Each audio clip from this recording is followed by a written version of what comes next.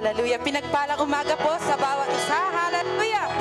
Binabati rin po namin lahat ng mga nanonood via online na pinagpalang umaga. Palakpakan po natin ang Diyos. Hallelujah. Hallelujah. Hallelujah. Hallelujah. Indeed, the Lord is good and faithful in our life. Amen. That's why we have a reason to celebrate because of God's goodness in our lives. Come on. Let's give the Lord a clap of praise. Hallelujah. Hallelujah. Hallelujah.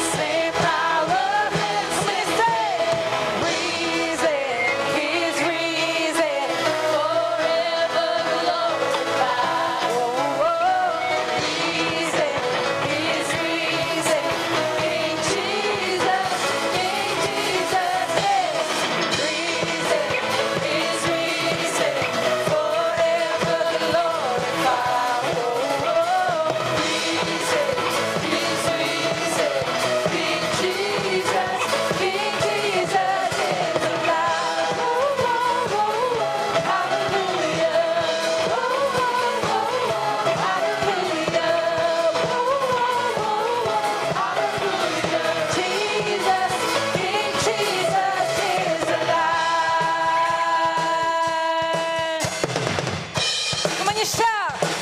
Hallelujah. Come on, everybody shout hallelujah. Woo! Thank you, Jesus. Hallelujah, hallelujah to the Most High God, to the King of Kings, to the Lord of Lords. Hallelujah. Sige, matinding palakpak yan para sa Panginoon. Woo! Thank you, Jesus. You are risen. You are alive. Hallelujah, hallelujah. Oh, thank you, Lord. Thank you, Lord. Thank you, Lord. Thank you, Jesus. Come on. Let's give the Lord a clap of praise. Oh, thank you, Jesus. Thank you, Lord. Thank you, Lord. Thank you, Lord. Thank you, Lord, for the freedom. Hallelujah. We are in awe of you. We are so overwhelmed by you, Lord. Thank you, Jesus. Thank you, Lord. Lord, this morning, we come to bow our hearts to you, Lord. Worship. We pour out our hearts to you, Lord.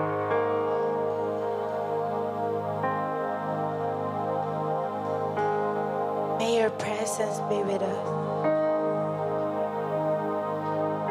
Your Holy Spirit continually fill us. Hallelujah.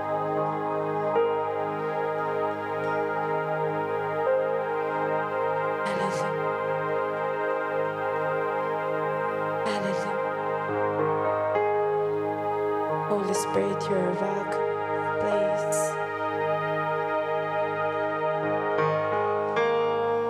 May you fill our hearts with your presence.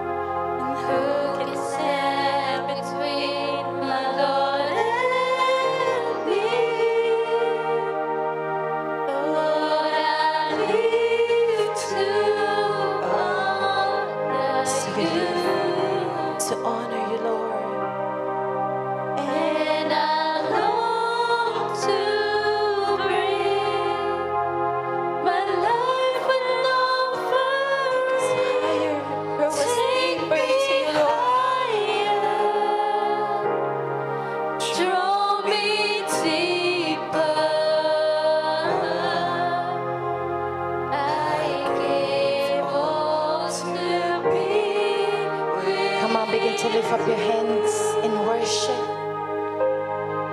Lord, I live to worship you, my Jesus. My Jesus, you're the only one for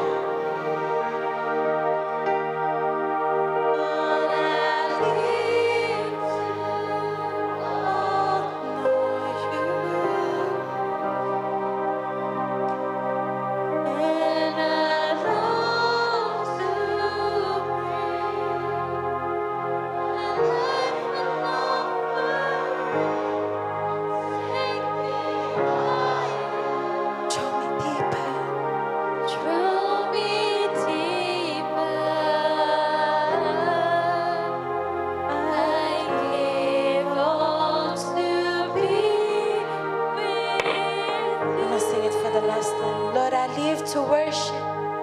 Lord, I live to worship the Lord with all of your heart. My Jesus, you're the only one for me. Nothing will ever take your place, my precious Savior. And who can stand between my Lord and thee? Lord, I live to honor you. We honor you, Lord. And I long to bring my life around. Take me higher, draw me deeper. I give all to be with you. Take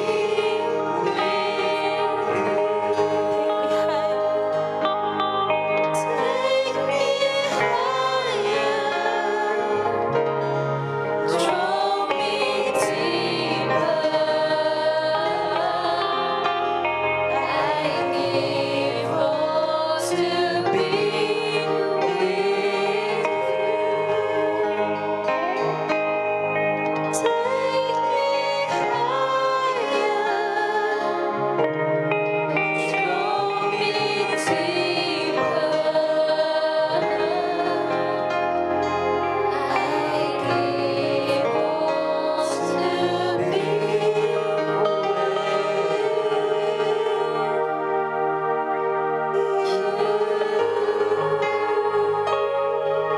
Hallelujah. Hallelujah, Jesus. This is the very reason why we live. This is the fulfillment of life. And that is to worship you and to give honor unto you. O Diyos, tanggapin mo ang aming mga papuri. Tanggapin mo ang aming mga awit. Tanggapin mo ang pagtaas ng aming mga kamay. Tanggapin mo ang aming pagsamba. Tanggapin mo ang aming mga palakpak na papuri sa iyo, Ama. Hallelujah. Shall we give a clap of praise to the Lord? He is worthy. He is holy. Hallelujah. You are worthy, O God. Hallelujah. Hallelujah. Salamat, O Diyos, sa kalayaan na makapalambahan sa iyo. Salamat, O Diyos, for the freedom to worship you freely, O God. Hallelujah. Salamat po, O Diyos, sa kalayaan na makalapit sa iyong trono para dumulog para sa aming bansang Pilipinas. Lord, kaya kami pududulugin bansami. Ikaw lang ang pag-asa ng bansang Pilipinas. Lord, itong COVID na to, hindi kami magsasawang i-rebuke to sa pangalan ni Jesus. Hallelujah. We continually pray for complete healing and recovery at pagbangon ng bansang Pilipinas sa COVID-19. Hindi kami mawawalan ng pag-asa that one day, sooner or later, oh God, everything will fall back into normal. Hallelujah, hallelujah. Ikaw lang ang tanging tanging may kapangyarihan na palayain ang bansang ito mula sa sakit na COVID-19. Hallelujah. We will completely trust you, O God. Hallelujah. Lord, salamat din po sa gathering na to. This is a wonderful way, oh God, so we could experience you the deeper level. Bless this gathering. Samahan niyo po kami, oh Diyos. Anumang katigasan ng mga puso namin, alisin niyo po ito. We rebuke over familiarity in Jesus' name. Lord, plant in our hearts that faith, that excitement, that enthusiasm to receive thy word. And let all your words na maririnig namin transform us from glory to glory, from strength to strength, from faith to faith, and allow this life to bring glory unto you, O God. Thank you for the victory of this gathering. All praise, all honor, all thanksgiving ay tanging sa iyo lamang. Ito po ang aming dalangin na lahat ay magsabi ng Amen and Amen and Amen. Hallelujah. Palakpak na para sa Diyos, hindi para sa tao. Hallelujah, hallelujah. You are worthy. You are holy. Hallelujah. Napakabuti mo, napakabuti mo. Banal ka, tapat ka. Hallelujah. Hallelujah. Thank you, Jesus. Thank you, Lord. Thank you, Lord. So this morning, I would like to share to you an exhortation entitled, The Process Behind. Okay. The process behind. Karamihan sa atin dito gustong magtagumpay. Amen po ba? Sino ba namang ayaw magtagumpay? And we admire those people na may nakamit na sa buhay. No? How we wish na makamit din natin yung nakamit nila, marating din natin yung marating nila. Pero surely, hindi natin nanaisin na pagdaanan yung mga hirap na pagdaanan nila. Kasi karamihan po, bago nagtagumpay, dumaan muna ng katakot-takot na pagsubok. So what often people see is this. Ayan. Ang nakikita ng tao, ang nakikita ng audience, yung tagumpay. Kung gaano kasaya.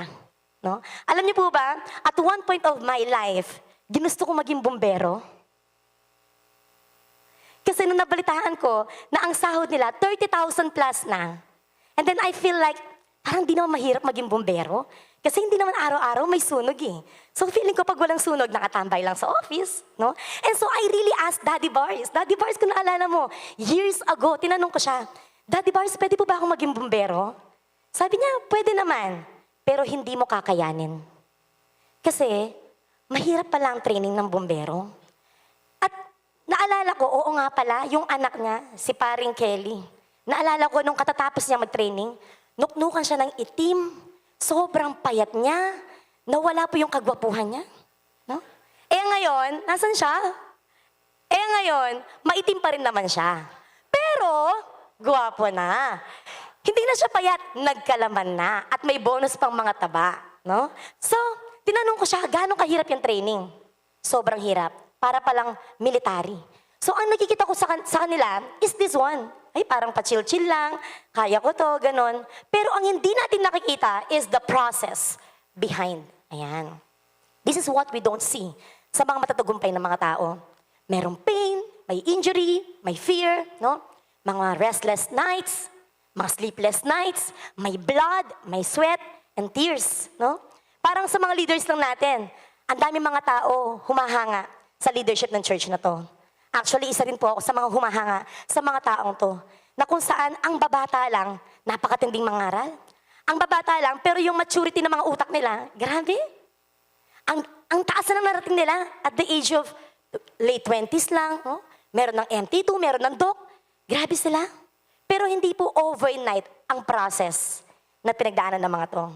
Dumaan po sila ng strict training, ng discipline, no? Ng pampupukpok, no? At hindi natin alam kung gaano sila hindi natutulog whenever they prepare para lang may ma-share dito. No po? So what we see is yung nasa labas lang. So, meron talagang mahirap na pagdadaanan.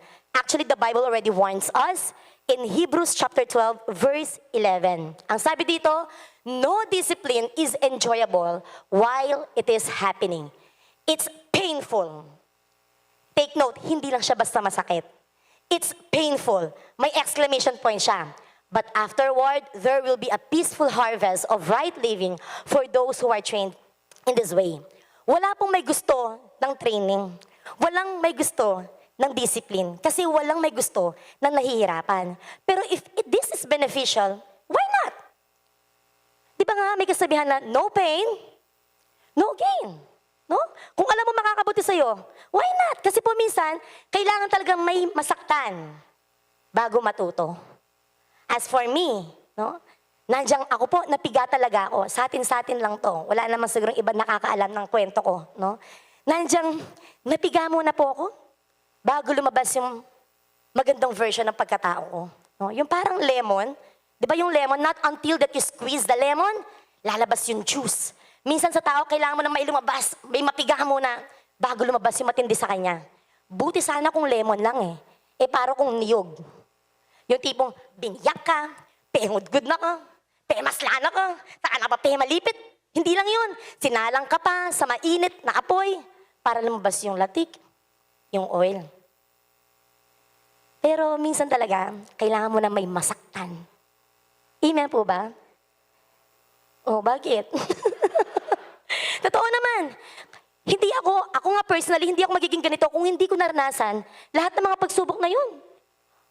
Kaya nga, standing in front of you is a better, wiser, and more powerful version of Diana Tolentino.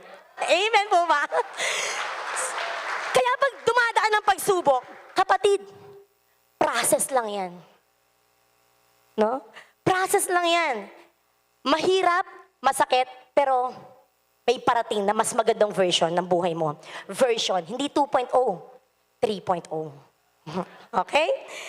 Now, pero hindi ko sinasabing lahat Baka sabihin nyo, ay, kailangan pala maghiwalay muna kami mag-asawa bago ako gumaling. Kailangan pala dumanas sa matinding pagsubok. Kailangan masira yung pamilya ko bago tumindi yung paglilingkod ko sa Diyos. Hindi po. Hindi ko po ina-encourage na gano'n ang gawin nyo. No? What I'm trying to say is, ano man pagsubok yan, dapat we should learn how to cope up with this. Hindi yung nangyari sa akin, applicable sa inyo. Kasi one size does not fit all. Parang sa pagtuturo lang, ang isang strategy is not applicable sa lahat ng mga pupils. So same thing, God deals with us differently. Amen po ba? So huwag yung pangarapin, yung masira yung pamilya nyo bago kayo maging matindi. Ay, okay, malapit na masira yung pamilya ko, malapit na akong tumayo at mag-recording. Huwag po ganon, na po? Now, kidding aside, nung pong nangyari yung kwento na yun na buhay ko, na sa atin lang po yun, sa church lang po yun, tayo lang ang nakakaalam nun. No? Nung nangyari po yun, that was the time that I really felt so broken and empty. Kaya that was the time talaga na I throw myself to the Lord. Buti na lang, si Lord, He is close to the brokenhearted. Ang sabi po, thank you Lord, ang sabi po sa Psalms chapter 34, verse 18, the Lord is close to the brokenhearted. He rescues those whose spirits are crushed. Si Lord, gumagawa siya ng matindi sa mga brokenhearted, sa mga wasak. Bakit? This is His platform to show to us that He can heal and restore not just a brand new us, but a better version of us. Amen po ba? No? Now, with these words coming from the Lord, let us gain wisdom on how to cope with this process na kailangan natin pagdaanan. Kasi marami pong mga Kristiyano dito sumisemplang na kapag may pinagdaanan na, nawawala na. So our main key scripture is in Habakkuk chapter 3, verse 17.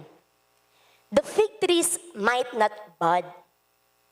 The vines might not produce any grapes. The olive crop might fail. The fields might not produce any food. There might not be any sheep in the pens. There might not be any cattle in the barns. Itong verse na to, nagpapakita po siya ng matinding kawalan, matinding kahirapan. Yung mga halaman, yung mga alagang hayop, they symbolizes yung kabuhayan natin. Eh kaso, walang-wala eh. May puno, walang bunga. May kulungan, wala namang alagang hayop. And how would you feel pag nasa ganitong sitwasyon ka ng buhay mo? May kaldero, walang masaing na bigas. May wallet, ni bariya wala. May bank account, ni maintaining balance na kuha mo na. May ref, puro tubig naman ang laman. And words, makapadayo, sayang yung kuryente. Na po? Ang ganda mo nga, pero wala namang boyfriend. Ay, hindi yun part ng training, no po? So, what I'm trying to say is, how are you going to deal with these difficult things in life? Kaya mo pa ba, sister? Kaya mo pa ba, brother? No? How would you feel pag walang-wala na talaga? Ang sabi po ni Propeta Habakuk sa next verse, in verse 18, "But I will still be glad because of what the Lord has done. God, my Savior, fills me with joy." This is faith at its finest, kapatid. Tipong walang-wala na, pangit na lahat, pero you will be glad with joy. Masaya ka pa daw? Ano, masaya ka ba kasi walang-wala ka na? Hindi po. Walang nakakatuwa sa walang pera. Walang nakakatuwa pag sira lahat sa paligid mo. Pero bakit daw siya magiging masaya? Basahin po natin. Because of what the Lord has done. It's in past tense. Ibig sabihin, magiging masaya tayo dahil aalalahanin natin yung mga ginawa ng Diyos sa buhay natin. Amen po ba? No? Remember, kapatid, huwag makalimot. Huwag mong hayaang mabulag ka at makalimot dahil lang sa current situation mo. Do not let your situation dictate you. Ang happiness, hindi siya nakabase sa situation natin. No po? Your situation, no matter how worse it is, cannot change the fact that God is sovereign. But God, in His sovereignty, can change your situation. God is too powerful. He is a miracle-working God para wala siyang gawin sa sitwasyon natin, kapatid. Simply trust Him. Opo? Marami mga tao, nakadepende yung kaligayahan sa kung anong meron sila. Alam nyo, mali-mali po yung mindset na yon. Look at the next picture. Look. Huh? Nasa magandang sasakyan sila. Mukha pa silang masaya. Pati nga aso. Hindi ka kitaan ng kasayahan. Ibig sabihin, di porket may magandang sasakyan, masaya na. Tignan niyo po yung isang picture. Tricycle lang. Pero nakuha pang mag-wave. Tricycle lang. Pero ang saya-saya nila. It only shows na hindi nakasalalay kung anong meron ka ang kaligayahan natin. Happiness is a choice. Alam niyo po ba, may isang babae nakasakay siya sa kotse na maliit. No? Nakawigo siya.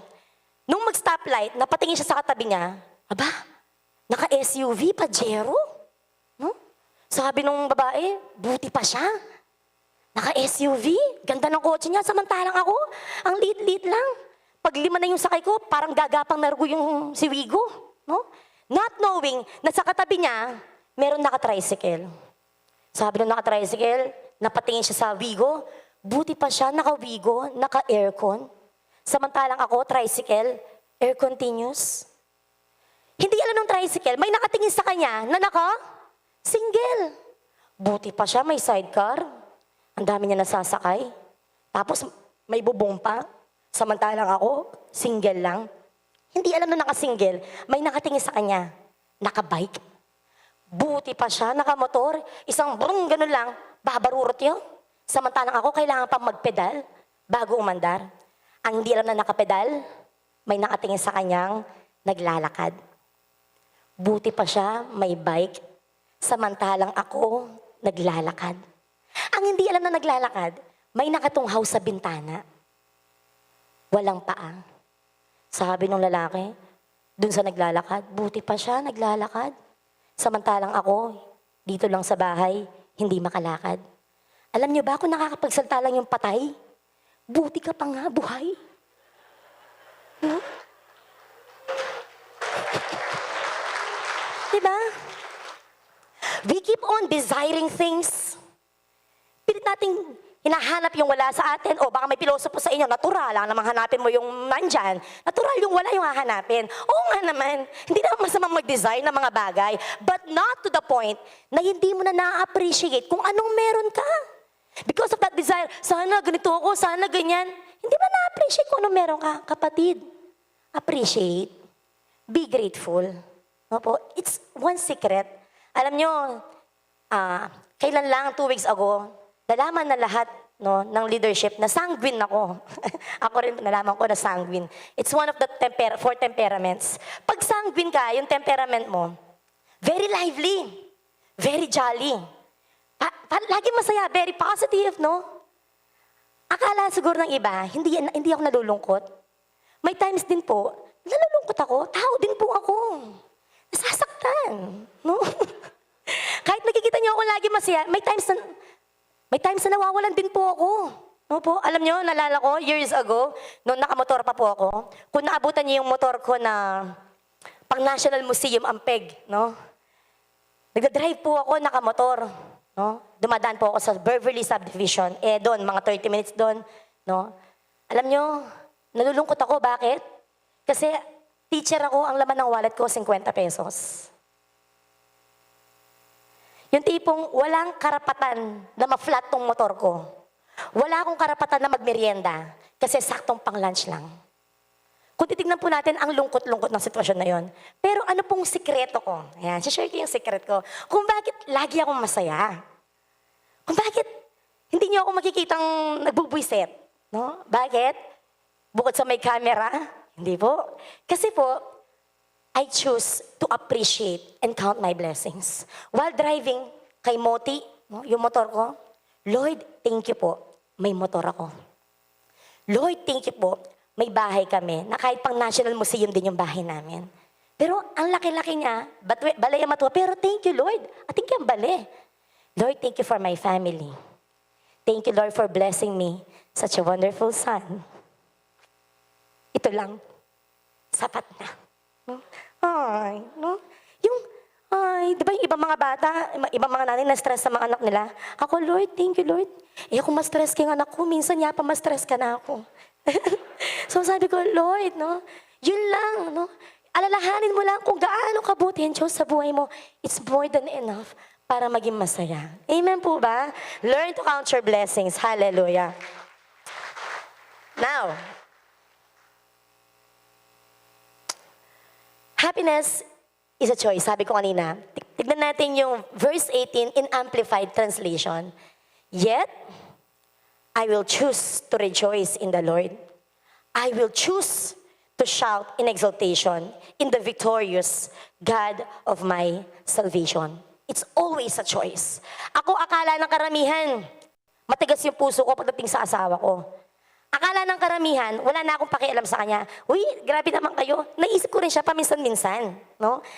Lalo na pag walang ginagawa. Sa example, maliligo, hintay mo mapuno yung timba, at ang tagal ng tubig, so panonoorin mo. Pag wala kang ginagawa, kung ano-ano naiisip mo.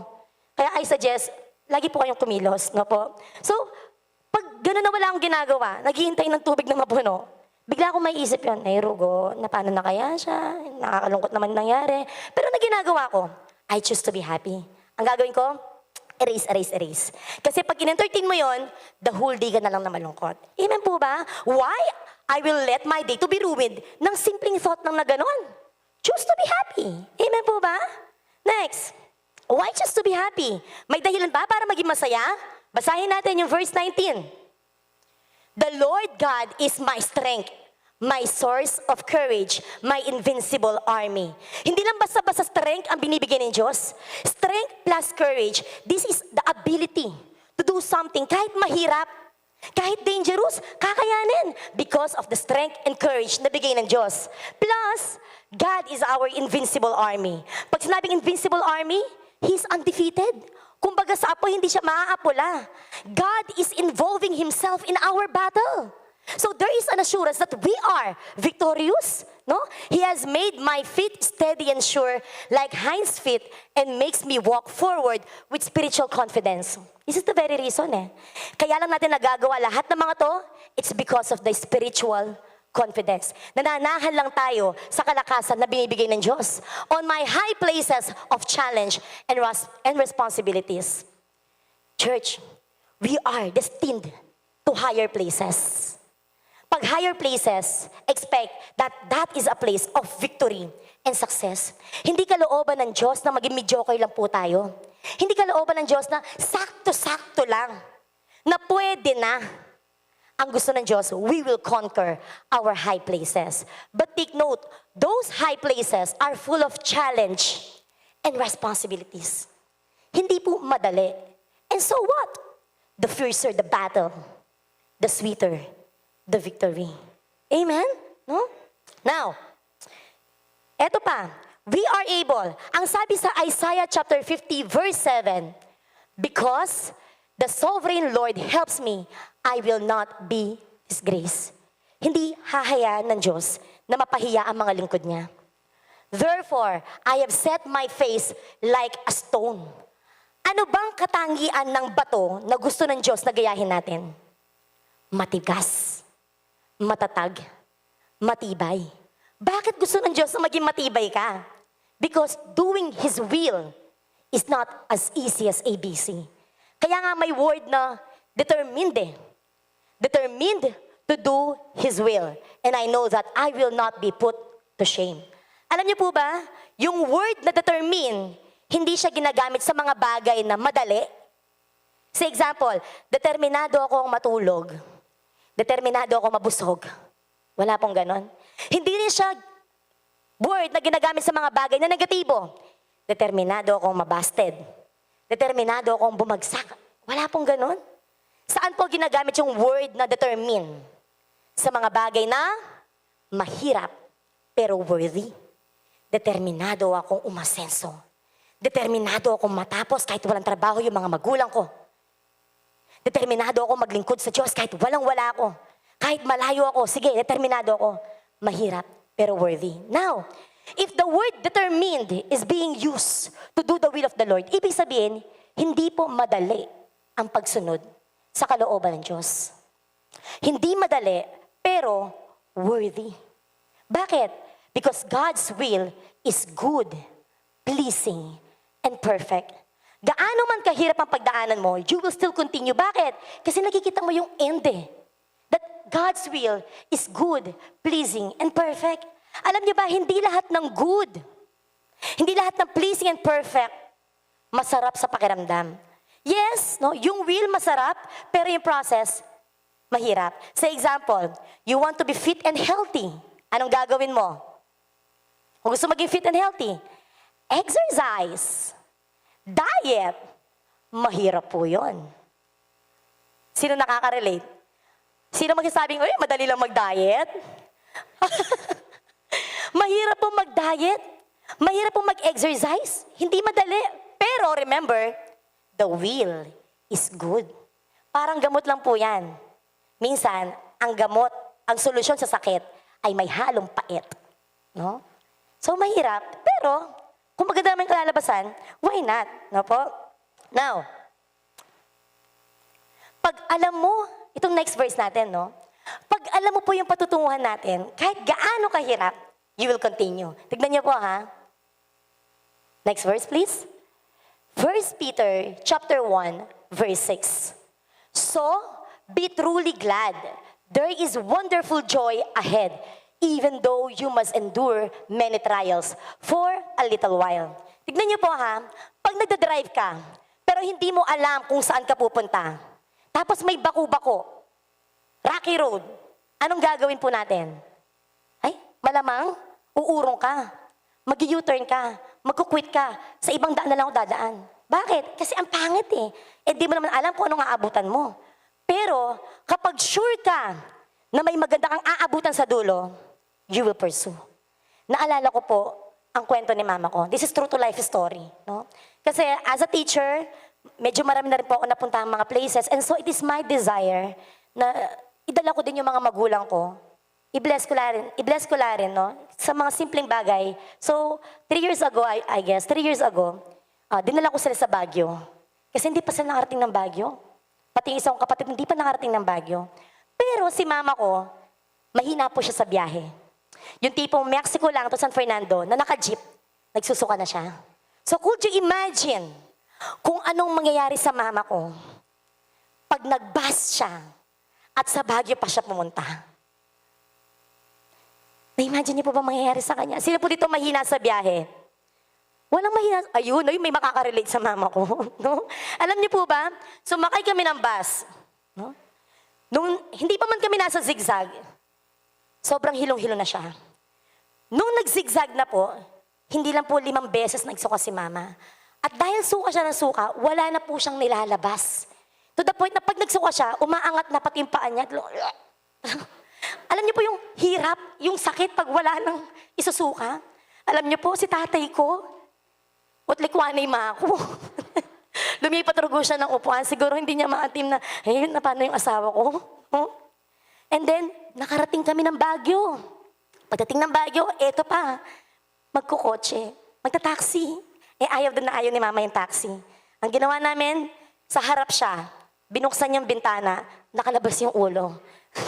Pero yung pagkakalabas ng ulo niya, talagang, alam niyo ba, sa sobrang sama ng itsura ng mama ko noon, anong sabi ng driver? Ma'am, diretso po ba tayo sa hospital? Seriously, ganun po ka-worst ang naranasan ng mama ko. Pero, hindi siya sumuko. Hindi niya sinabi sa kalagitnaan ng biyahe, uwi na tayo. Hindi po. Anong sabi niya? Dayan, pag pauwi, pasundo mo ako ng tricycle. Kay Tito Bong mo, sa papa ni Nika. Sabi ko, grabe si mama. Hilong-hilo na, nakapagplano pa siya kung paano uuwi. She never quit. Bakit? Kasi alam niya yung destination niya. Alam niya na malamig yung pupuntahan niya. Alam niyang may peanut brittle sa pupuntahan niya. Alam niyang may strawberry. Alam niyang may lengua de gato. Alam niyang may ubi jam. Kaya kahit gaano kahirap yung pinagdaanan niya, hindi siya nag-quit. Kapatid, makanta mo naman. Kahit gaano kahirap itong pinagdadaanan mo, kiber. Bakit? Alam ko yung destiny ko. Alam ko yung plano ni Lord.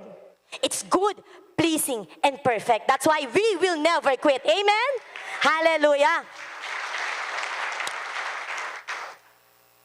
Ang kagandahan, whenever we face hardships in life, may isang Diyos na nakahawak sa mga kamay natin, na ayaw niya na sumuko tayo, na hindi tayo bibitawan.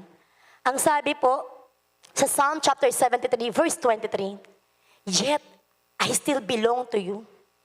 You hold my right hand. Kapatid, kung tayo lang ang nakahawak sa Diyos, might be matagal na tayong bumitaw. Kasi ang hina ng grip natin eh. We are so weak. Pero praise be to God na siya ang nakahawak sa atin. Meaning, kahit sumemplang tayo, imagine nyo ba yung isang tatay na hawak yung anak niya? Ang liit lang ng bata, pag nadapa yung bata, whoop! Pormang madadapa na tayo. Pero hindi ka bibigay. Bakit? May isang Diyos na nakahawak sa amin natin, whoop! Tayo. Kapatid, pormang madadapa ka lang. Pero hindi ka bibigay. As long as merong isang Diyos na nakahawak sa kamay mo. Now, mahirapan man tayo at bugbugin ng kalaban. Remember, Isaiah chapter 54, verse 17. No weapon that is formed against thee shall prosper. Ang daming weapons na ginagamit ng kalaban. Kahirapan, kawalan, sakit, broken relationships. These are all the weapons ng kalaban na ginagamit sa atin so we get distracted. And this weapon, nararanasan natin. Meron ba dito hindi tinatablan ng kawalan? Meron ba dito hindi tinatablan ng sakit? Yes, they can enter in our lives, but they will not prosper. Yes, you may experience sickness, but they shall not prosper. Yes, mararanasan mo ang kawalan, pero hindi magtatagal yan, kapatid, because there is no weapon that is formed against you shall prosper. In Philippians chapter 1, verse 6, and I am certain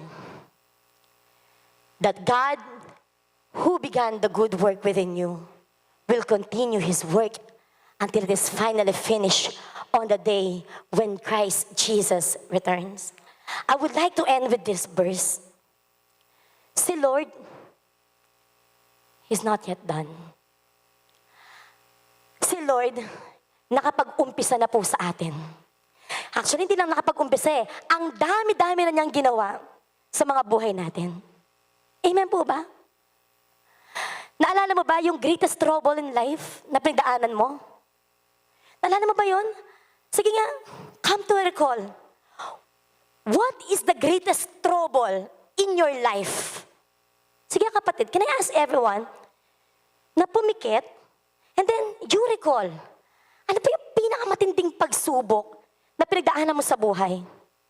Yun ba yung walang-wala ka na wala kang makain? Yun ba yung natanggal ka sa trabaho? Yun ba yung naghiwalay kayong mag-asawa? Yun ba yung nagrebelde yung anak mo? What is that greatest trouble in your life? Kapatid, at yun na ka ngeni-keni, oh. Why? Because God has rescued you. May labas ka. Don't you think kung anong pinagdadaanan mo ngayon, hindi ba kayang gawin ulit yun ng Diyos? Amen po ba?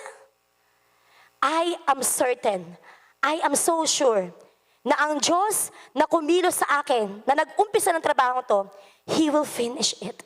Si Lord, hindi siya nang bibitin. Hindi siya nang iiwan sa ere. Hindi po siya ningas kugon na sa una lang magaling. Si Lord, kung ano ang kanyang inumpisahan, kanyang tatapusin at pagtatagumpayin.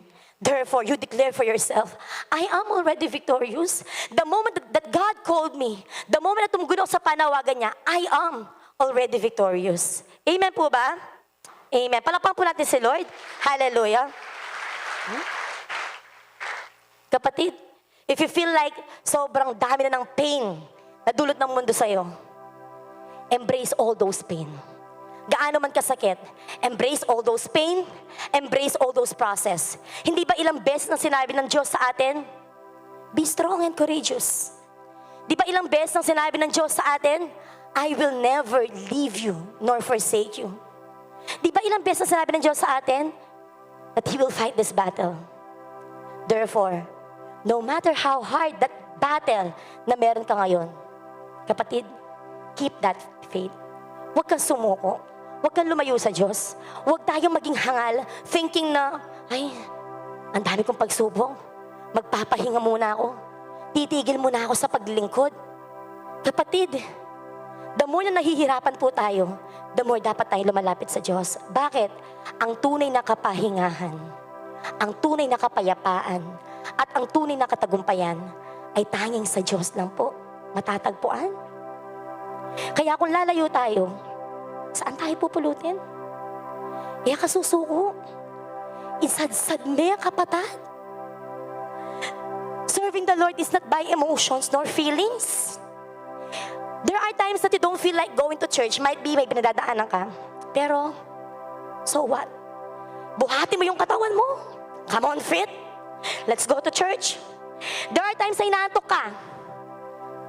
There are times na parang ayaw mag-pray kasi wala naman nangyayari. Kapatid, buksan mo yung mga mata mo, buksan mo yung mga bibig mo. Come on, pray. Itong laman na to, come on flesh, wake up. Command your body to serve, to continually serve the Lord. Serving the Lord is not by emotions, not by feelings. Don't give up in serving the Lord.